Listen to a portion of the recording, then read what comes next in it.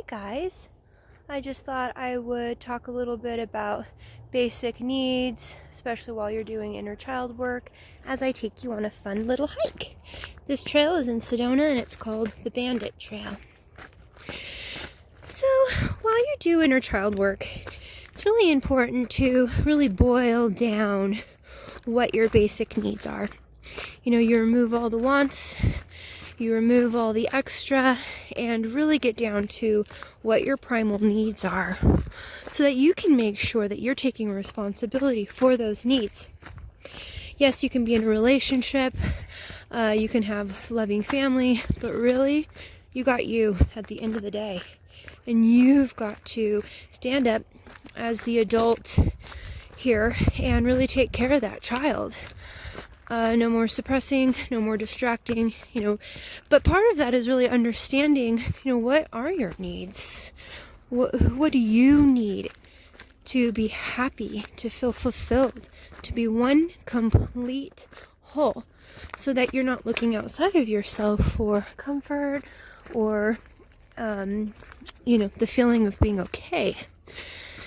So if you could take a piece of paper and list needs at the top, and then make 3 categories. One is the mind, another is the body, and the last is the spirit. Because you are a trinity of 3 components. So let's first talk about the mind, because I feel like this is probably the most challenging area for most people. So in the mind, we have a set of beliefs. These are the beliefs you have about yourself. These are core beliefs. The beliefs that you tell yourself, this is who I am, this is what I do.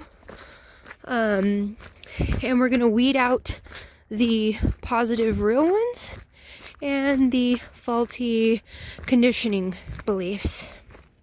Okay, so when you're talking about the mind, it's important to remember, that you are a spiritual soul that's beautiful, whole, here for divine purpose and reason. Your input matters.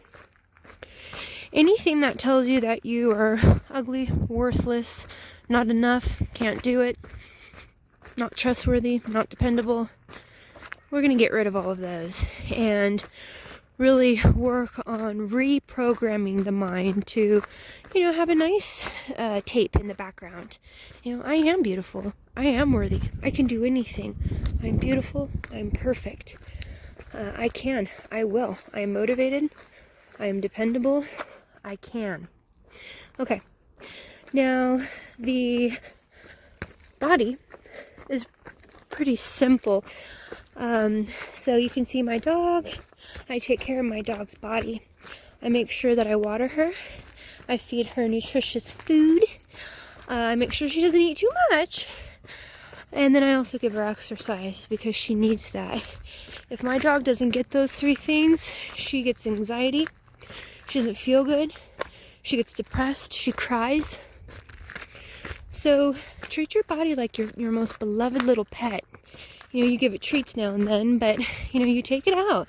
You let it move because it wants to move. You let it express itself. You feed it a rainbow of healthy foods. You would not feed your dog sugar lick, or a salt lick. You would feed the dog the best food for its body. So it can have energy, so it can connect, so it can be present on this earth and do what it needs to do. Because your body is here to hold your incredible, beautiful soul, right? That is the purpose of the body. So I think sometimes we forget that we are the body, we are the image, but in reality, it's just this container that's holding our magnificent soul. And why? Because we have a purpose to be here on this ground. A very unique, special purpose that's important. So I know it's difficult with all of the programming and conditioning that we get in this society about how you should look, what the exterior needs to be formed like, the amount of money one should have, the job. There's not a lot of emphasis put on the inner self. So that's really, I think, it for the body. Tender love and kindness always, and watering, feeding, and exercising. Now for the spirit. I think this is the component that gets neglected the most. I feel like almost everything has a spiritual solution. So your spirit, it's the best part, because this is really where you can find freedom. You can find joy, peace, serenity. You let go of the past and you are in the present moment.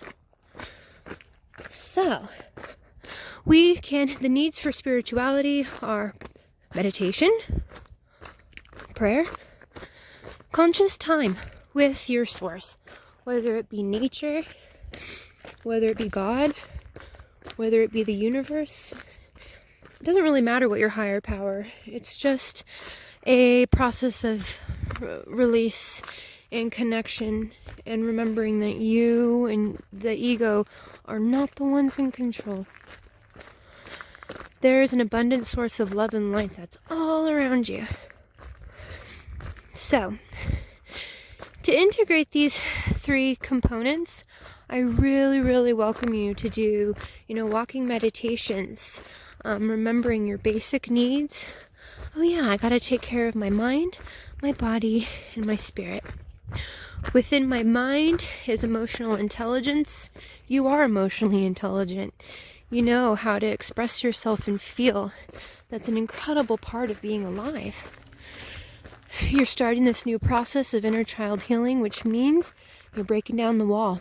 Just like Pink Floyd, we're going to break down that wall and start to chip away at that outer shell. So when you chip away, you can spread your wings and be even stronger, and remember why you're here on this planet. Also, one thing to touch on with the mind, I think is important. So in the mind category, you can go ahead and put, if you're doing this exercise, if not, thank you for listening. But with the mind, let's put the past, the future, and then the present moment. We're wanting to learn the lessons from the past, right? We're not stuck in the past. We use the past as a tool, and we don't allow the past to control our present moment or future, right? Because we all have past. We have all done despicable things and things we're not proud of, and we could carry the shame like a big heavy lead coat and let it continue to affect who we are in the present moment. Or we could say, oh my gosh, I got this tool and I'm a better person for it. And then so it's a process of release. The present moment is a process of, activating your senses to be in the now. I'm walking. What do I smell? What do I feel? What do I hear? Gratitude.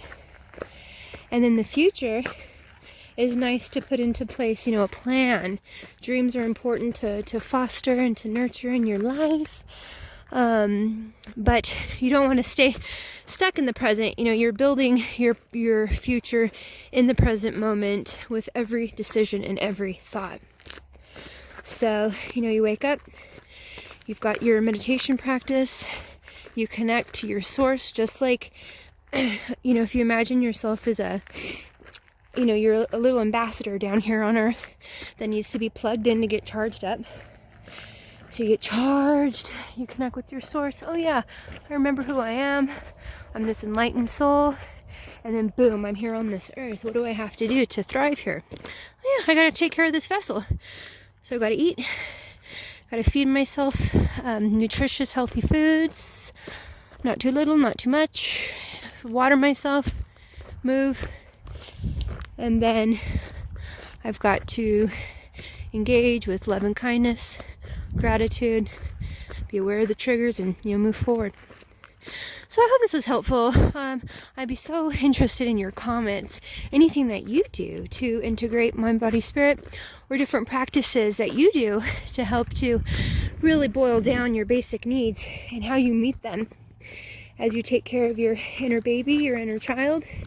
No more neglect. So yeah, thanks for hanging out.